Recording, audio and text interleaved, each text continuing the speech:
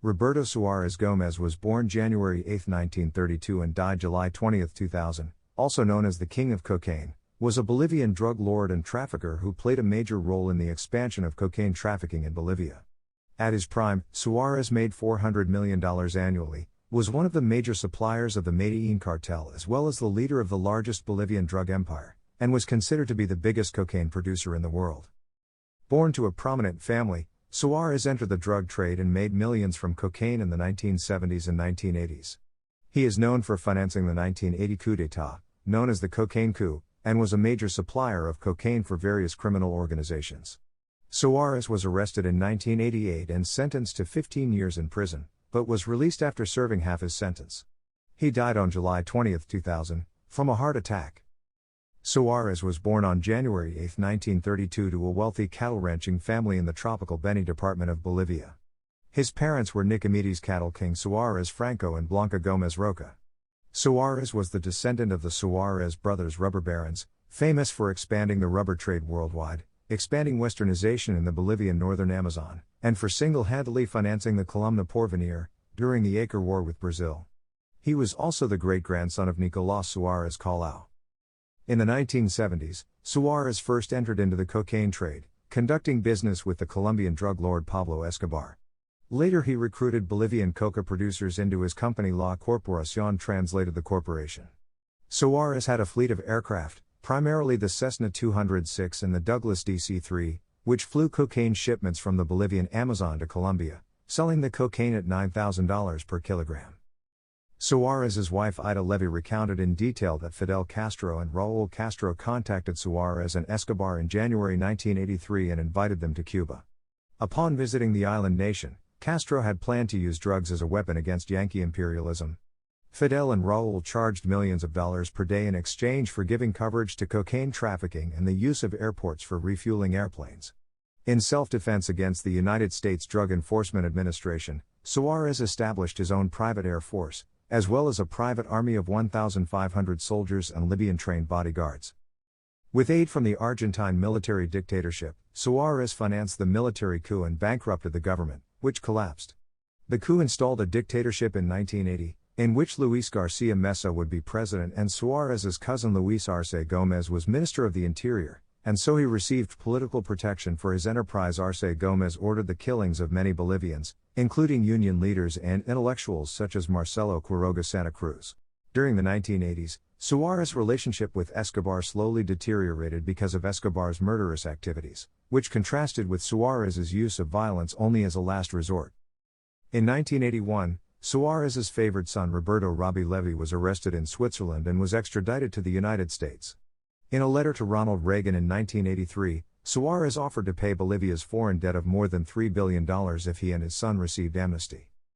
The downfall of Roberto Suárez began when he met undercover DEA agent Michael Levine in 1980 when Levine was serving as DEA's special agent in charge of undercover operations in the Southern Cone, with a residence in Buenos Aires, Argentina. As Levine recounts in national bestseller The Big White Lie, he was introduced to Suárez by a confidential informant as a Spanish-speaking mafioso from the U.S.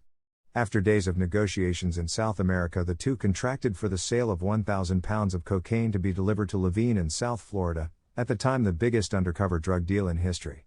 Also at the time, while among international drug traffickers Suárez was known to be the biggest purveyor of coca base and cocaine on earth, he was entirely unknown to the DEA, who at first would not authorize Levine spending any funds on the operation.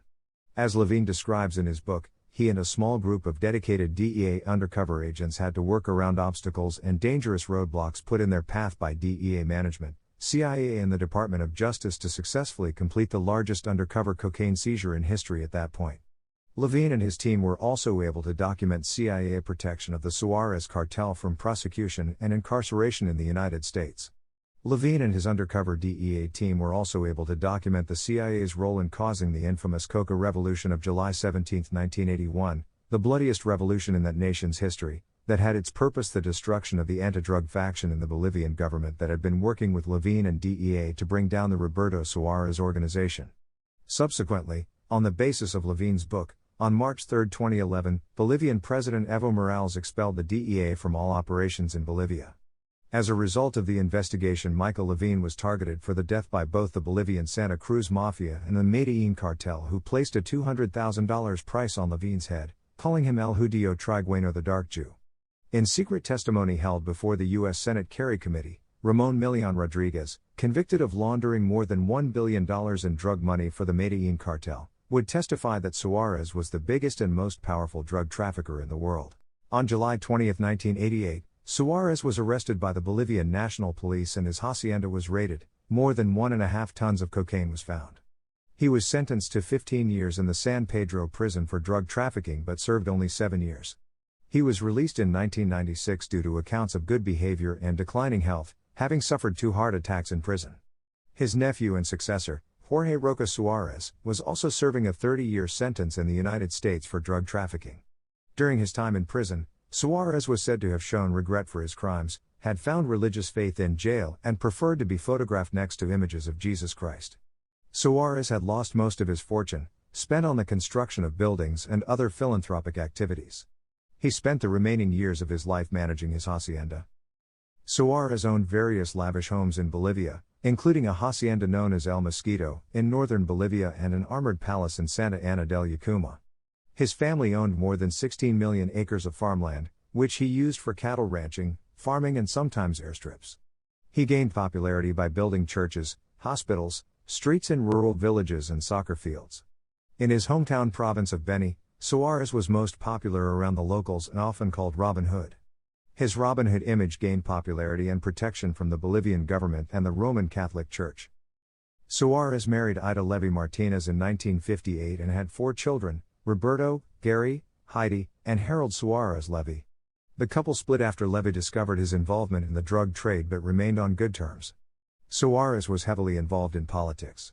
Suárez's son, Roberto Robbie Levy, was killed by Bolivian police and DEA agents on March 22, 1990, in Santa Cruz. On Thursday evening, July 20, 2000, Suárez died from a heart attack in Santa Cruz, Bolivia. Weeks before his death, in a TV interview, Suárez expressed remorse for his crimes and stated, "The worst mistake I ever made in my life was to have gotten involved in cocaine trafficking." Suárez was buried in a small niche in Cochabamba. The character Alejandro Sosa in the 1983 American crime film Scarface and the 2006 video game Scarface, The World Is Yours, was based on Suárez.